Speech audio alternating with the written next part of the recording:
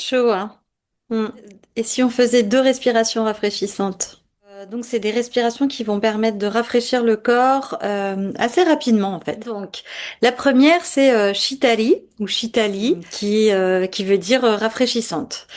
Et donc, pour ce faire, on va la faire 3 fois ensemble, mais l'idéal, c'est de faire 9 fois pour vraiment qu'il y ait un effet sur le corps. Pour ce faire, donc, on va former un O avec la bouche, puis amener le U avec la langue pour inspirer par la bouche et on va expirer par le nez.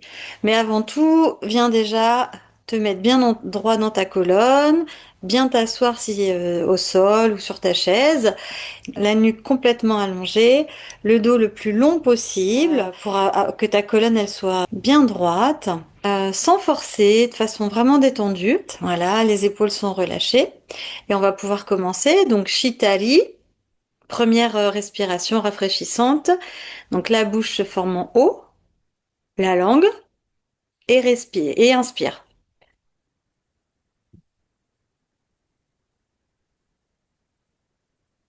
Le plus lentement possible, expire par le nez. 3 fois ensemble.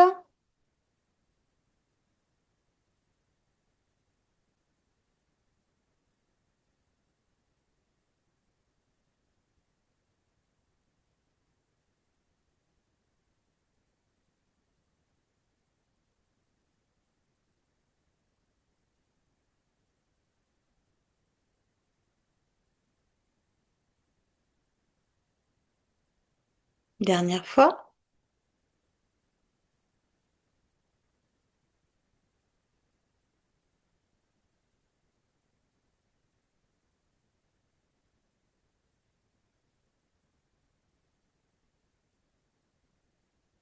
Voilà, donc tu peux continuer encore. Et en fait, l'idée, c'est vraiment là d'aller chercher la respiration la plus lente possible, que ça soit à l'inspire comme à l'expire, d'aller aussi découvrir un petit peu ce que ça fait chez toi. Voilà. Ce qui est intéressant donc dans cette respiration, c'est que elle calme le mental, elle rafraîchit, elle amène donc de la tranquillité, elle détend les muscles et elle élimine la soif et elle purifie le sang. Donc on est complètement là dans la saison de l'été, le feu, et puis elle favorise la libre circulation de l'énergie dans le corps. Et puis maintenant, on va voir la deuxième respiration. Donc cette respiration, elle s'appelle Shiktari. Elle est plus intense. Elle amène non pas de la fraîcheur, mais du froid, voilà, dans le corps. Et pareil, même principe, elle va avoir les mêmes effets, mais un petit peu plus élevés. Donc même principe, on va inspirer par la bouche, expirer par le nez. 9 respirations minimum pour qu'il y ait de l'effet. Nous, on va le faire ensemble 3 fois. Je te montre déjà le geste et après on le fait 3 fois. Donc en fait, avec ta bouche, tu vas amener un sourire, serrer tes dents et inspirer avec le son S. Et expire par le nez. Voilà, et on va le faire le plus lentement possible. C'est parti.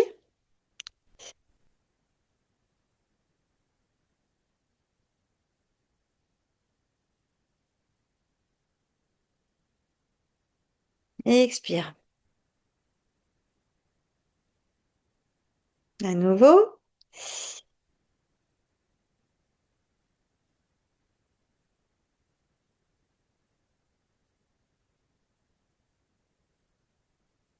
Et expire. Et une dernière fois.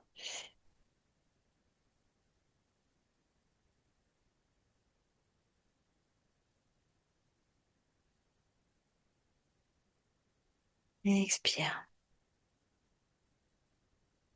Voilà, prends toujours un petit temps pour aller observer les effets dans ton corps. Moi déjà, rien qu'en 3 respirations, je sens la différence. Alors à 9, vraiment, tu as un bon effet, quoi. Déjà, j'espère que ces respirations vont permettre de te rafraîchir un petit peu. Et puis, ben, je te souhaite une belle journée et à bientôt. Alors, quelques petites précautions quand même au niveau de tous ces pranayamas. Les pranayamas, c'est jamais anodin, hein. On est en lien avec le cœur, avec la respiration, évidemment. Donc, on est en lien direct avec l'outil qu'on on a le plus puissant dans son corps pour faire changer les choses. Donc, c'est pas rien que d'avoir quelques petites attentions. Et notamment, ben, par exemple.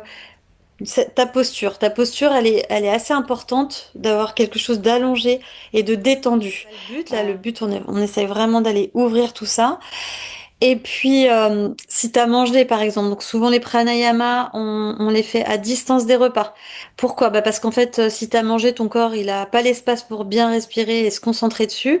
Il est dans la digestion. Tu donnes toute la place à toute cette sphère-là, donc c'est suffisant déjà. Voilà, chaque chose tranquillement. Les pranayamas en yoga, alors là, on fait quelque chose de très basique. Hein, dans tout ce que je te propose, c'est très très basique, mais ça reste quand même. On vient engager quelque chose vis-à-vis de sa respiration. Souvent, on n'a pas l'habitude.